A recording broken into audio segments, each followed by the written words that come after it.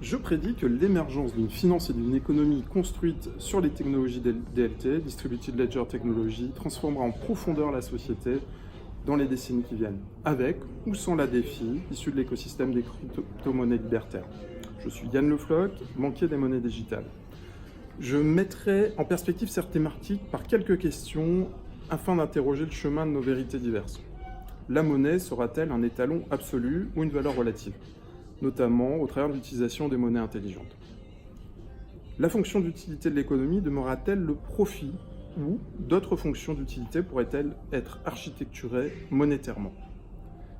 La croissance demeurera-t-elle une notion synthétique ou deviendra-t-elle multidimensionnelle d'un point de vue économique et sociétal au sens large, en particulier, pourquoi pas, décroissante via la croissance ou une croissance décroissante? La fonction d'utilité du profit est guidée par des lois dites de marché. Des fonctions d'utilité complémentaires pourraient-elles exister par des lois de marché, au pluriel? La création monétaire pourrait-elle être guidée par des vecteurs tant anthropiques que néganthropiques, notamment pour répondre aux effets de bord capitalistiques, environnementaux et sociétaux? Les chaînes de valeur économique pourraient-elles présenter des caractères démocratiques au sens strict? La démocratie des actionnaires ou des porteurs de dette peut-elle être la seule forme de démocratie économique dans la définition du prix d'un actif financier? La définition d'un prix de marché pourrait-elle être modifiée par une définition d'un prix des marchés?